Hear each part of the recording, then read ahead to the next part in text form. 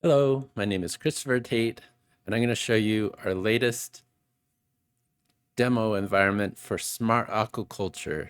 It's a Red Hat OpenShift demo environment, and this is the brand new cluster. And I'm currently logged into the cluster. If I type OC config current context, you see it's this DPSLK cluster here. And we're going to install the Smart Aquaculture demo platform. So what we do is run this Ansible playbook. We type Ansible playbook, and the playbook is in the Smart Aquaculture Red Hat Summit repo. This is found at github.com/computate-org/smart-aquaculture-RH summit. Here it is. It's got some base Kubernetes customized resources and bundles and features, and then some Ansible playbooks and some Ansible roles and a README. Okay, so we're going to run this here, Ansible playbook. And then we're going to run the playbook in playbook/deploy all. And then we're going to add two variables. One of them is the OpenShift apps domain, which is found right here. It starts with apps.cluster and then the unique cluster ID .dynamic.redhatworkshops.io. So I paste this in there, and then I tell it how many user workbenches we're going to deploy. We're going to deploy one, so I put -e workbench _ count = 1, but it's going to deploy one extra. Actually, one's an administrator workbench for me to deploy the code generation model. So I run this, and it's going to start deploying an operator. So Red Hat OpenShift AI, you can see it's starting to deploy. We're waiting for the ready condition. If we look, okay, so it just became ready. That's good. And then it's going to install some features. Let's see, data science cluster. I think that's what it's setting up right now.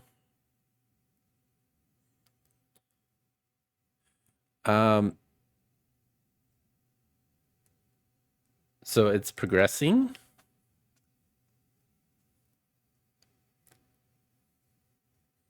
We need OpenShift AI to do our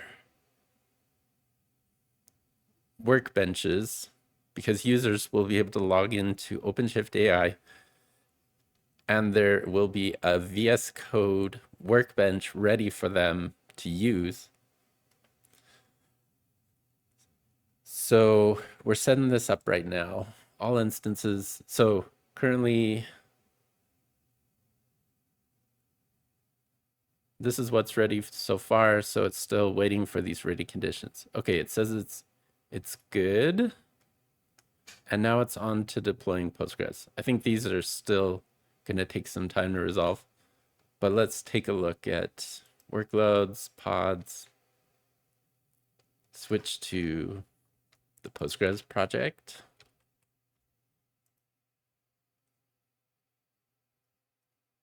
Oh, actually, it's deploying the operator right now, and now it's going to deploy a Postgres database. Well, it's deploying the Postgres server, I should say. So we're waiting for this to become ready. Both of these to become ready. The repo host usually gets ready first, and then Postgres is initializing, container creating, and now it's running. And then the backup is also running. So we have Postgres. Next, we're installing Keycloak. So let me go to the Keycloak. And here, oh yeah, so it created a resource for Keycloak, and then now it's deploying the operators, the Red Hat build of Keycloak operator and the Keycloak permissions operator. It's waiting for those to be ready. Now it's deploying Keycloak. We're just waiting for it to pull down the container image for Keycloak.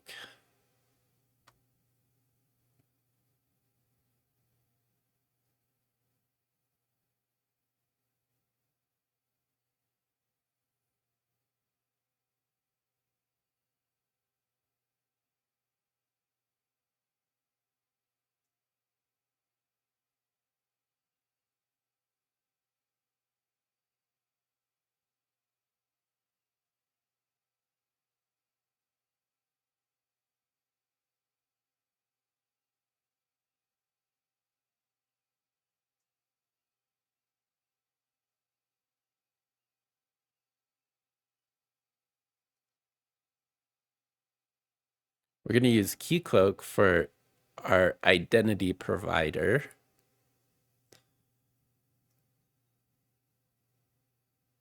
The applications like Smart Aquaculture require an identity provider so that users can log in and be granted access to Smart Aquaculture data. We apply fine-grained access control, which is a cool advanced feature of Keycloak authorization services.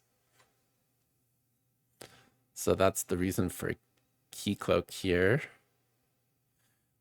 We're going to integrate the existing OpenShift users and as an identity provider within our Keycloak realm for Smart Aquaculture.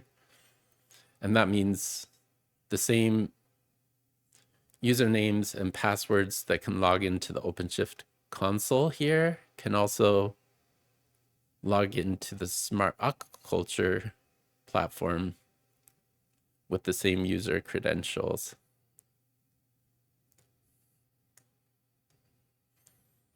Let's dive into this pod to see what's going on right now. Okay, it just barely finished pulling the image. So now it's running, it's starting up.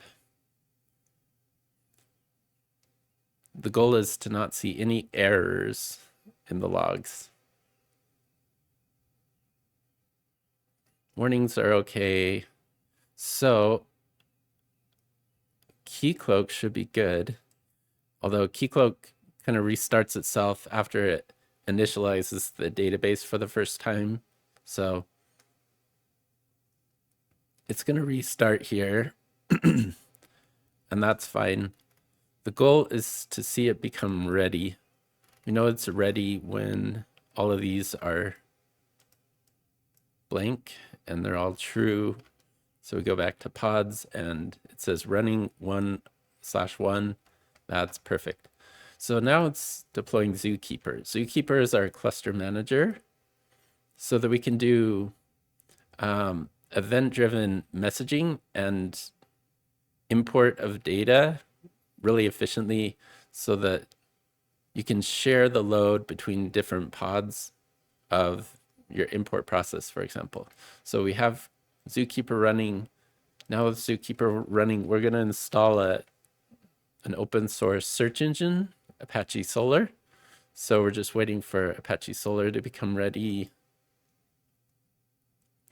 We use a search engine for our data APIs to make them fast and efficient and paginated and searchable, filterable, queryable, be able to pivot on the data, get statistics about the data, and do all kinds of powerful things like that. So we're just waiting for Solar to become ready. It's got to create its admin user and finish setting up with Zookeeper as the cluster manager. Now it says it's started. And it's just initializing its cores and resources and things.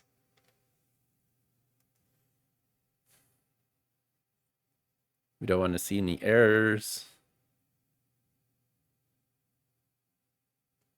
Okay, so Solar is done. Now that Solar is running, we're actually going to populate Solar with a config set.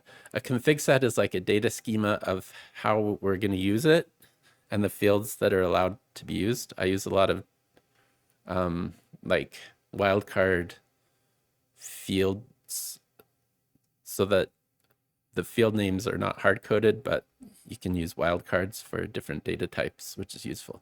So now we're installing a message broker into the AMQ broker namespace. So it's installing the operator right now.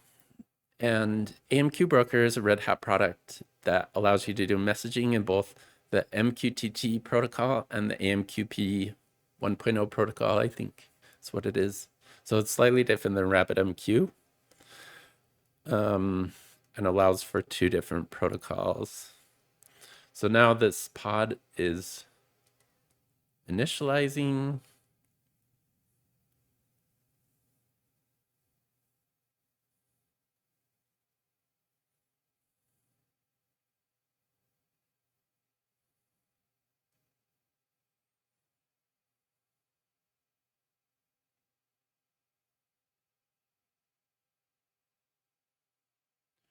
Just waiting for AMQ broker to be ready.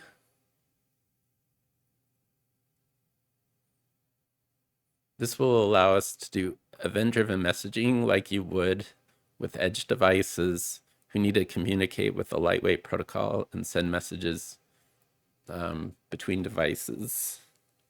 So we're simulating the edge here. So we have our import broker running. That's good. Now we're deploying Scorpio broker. Oops, I keep opening that, but I don't need to.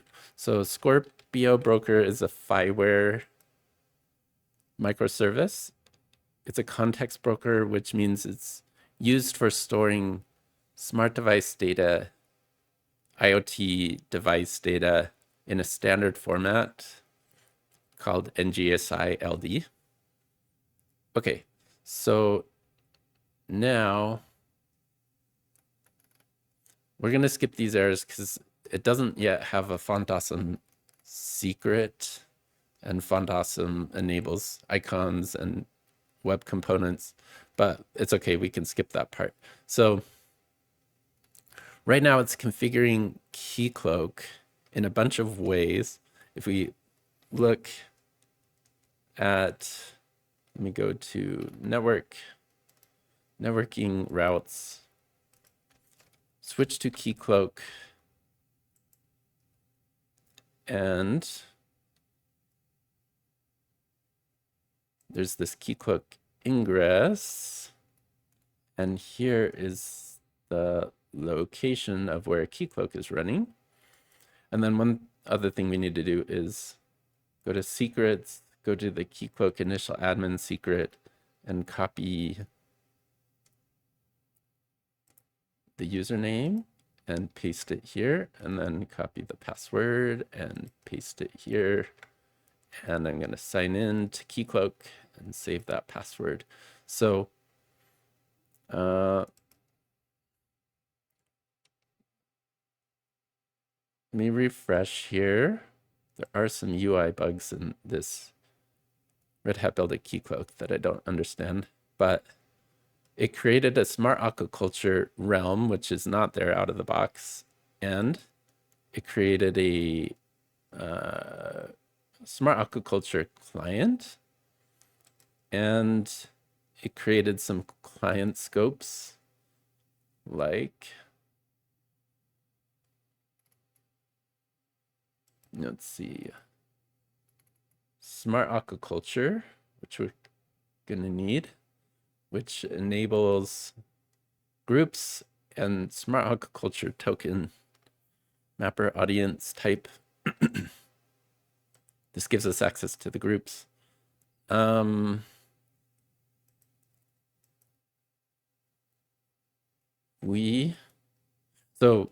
we've set up Keycloak, but it's also done a bunch more things. It's already deployed things for the user and for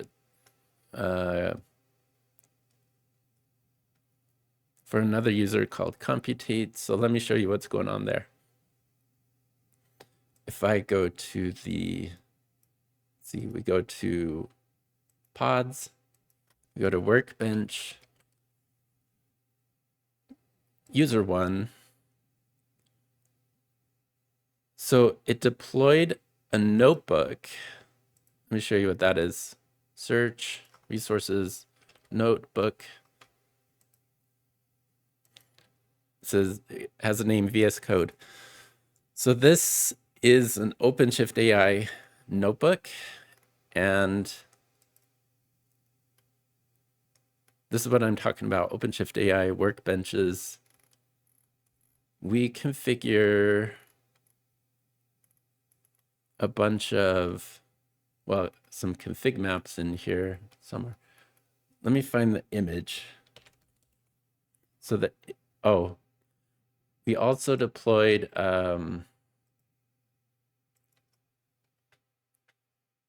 an image stream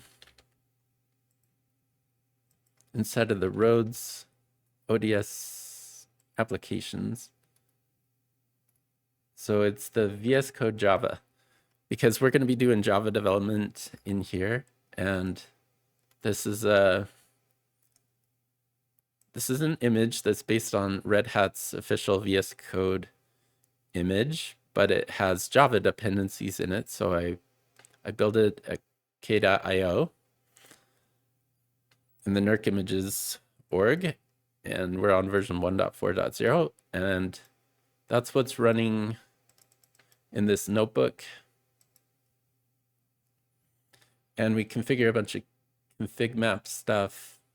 So the config maps are, there's this default one that sets up a bunch of host names and ports and things as context that automatically get loaded as environment variables in the notebook.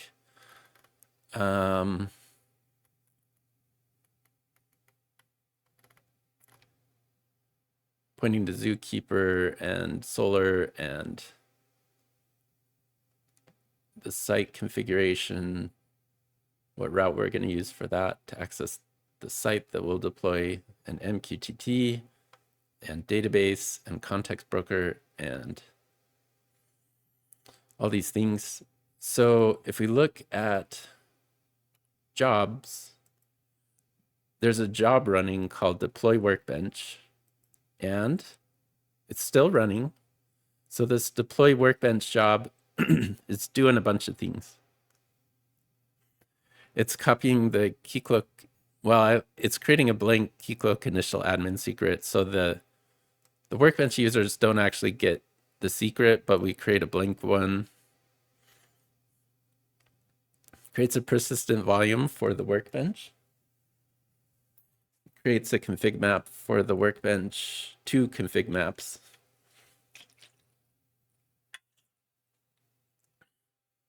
Two config maps, because one is a default one, but one is specific to Smart Aquaculture application, because the goal is to be able to develop more than one application in one workbench. So you could add additional applications like AI telemetry to this so that they could develop both if they wanted to.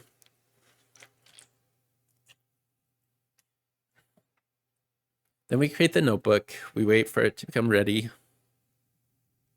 Then we start uploading files to the notebook so we can automatically configure VS Code extensions that should be installed. The VS Code settings in 2 different areas.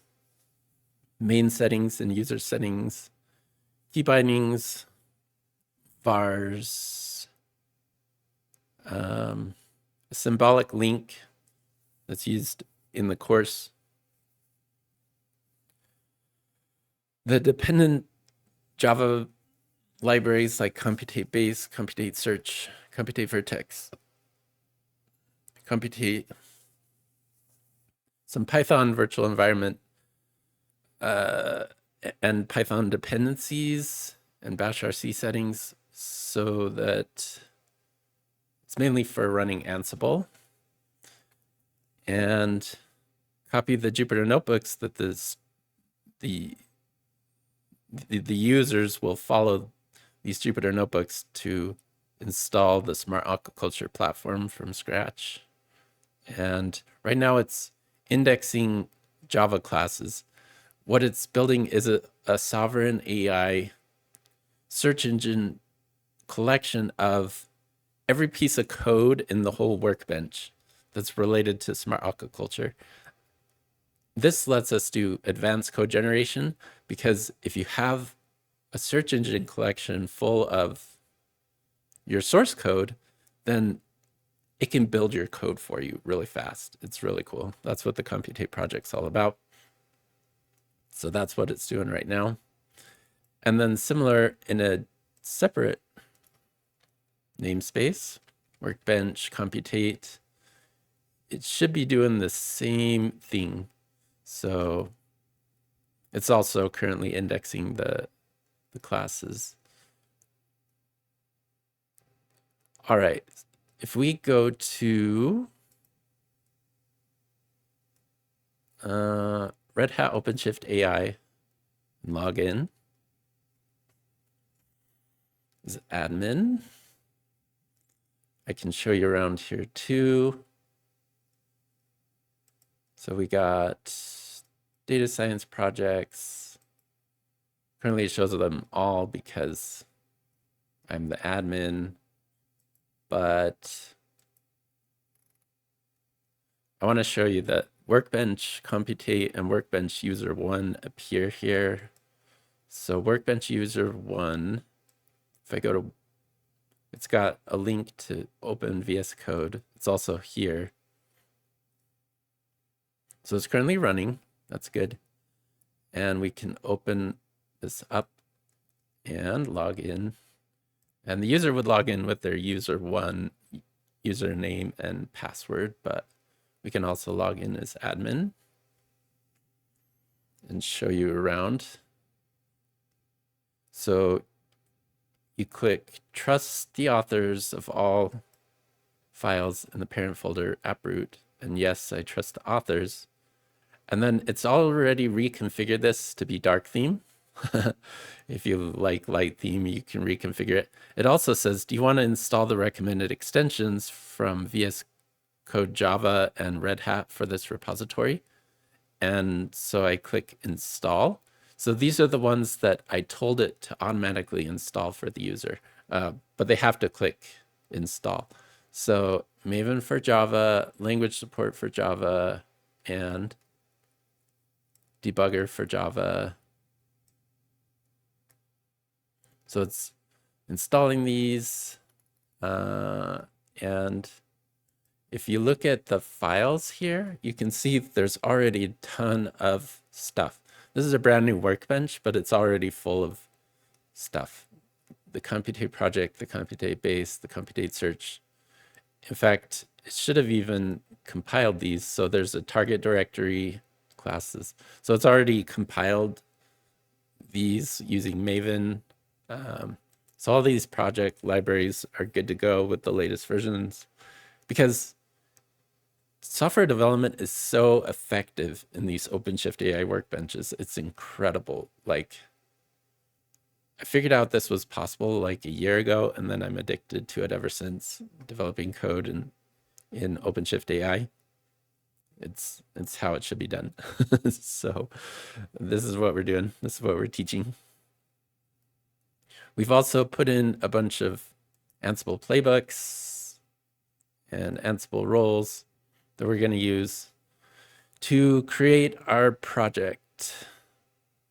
scaffolding code. But I'm not going to go through all of this in this video. I'm just trying to show how the deployment works, because we've already finished our Ansible playbook here to deploy everything. Now we're just waiting for these jobs to complete.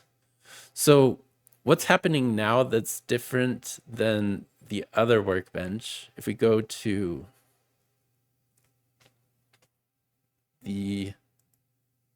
workloads, pods, switch to workbench user 1. You see this deploy workbench is already completed. So it skipped the index smart data models, but it created a launch.json. On this side, it's indexing the smart data models because this is the admin workbench, the computate workbench. And this is generating, it's not a traditional AI model, but it's an AI model within Apache Solr. So it's an index of all of the smart data models in github.com smart-data-models, because the FIWARE community has built hundreds of smart data models in so many different domains. The ones that we're interested, I've done smart city projects with smart villages before, but this one is about smart agri-food, and we're talking about aquaculture. But it's indexing all of these models in all the domains. So this is a workbench capable of generating code and APIs and a data-driven website for any of these smart data models, but especially we're focused on fish populations, feeding operations, feeder and feeds. So it's cloning all of these repos here and indexing the smart data model data and schema for all the smart data models. And what it looks like if we go to networking routes, actually, it's not going to have a route for Apache Solr, but we can create one to show you what's going on. So I'm going to create a route. I'm going to call this Solr and leave that default and secure the route and select a service Solr and select a port 8983, the default Solr port, and do edge TLS termination and redirect insecure traffic and then create. So then we go to this route and it brings me to the Solr console. It tells me to log in. So I got to go to the workloads, secrets, Solr secret. I'm going to copy this Solr password and type in admin, put in the Solr password. Now we're into Apache Solr.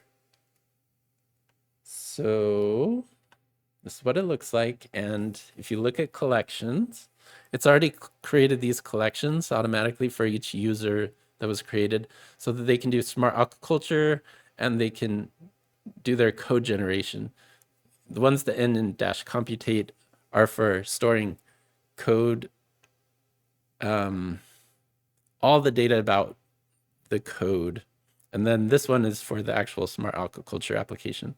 But the FIWARE one is our data model.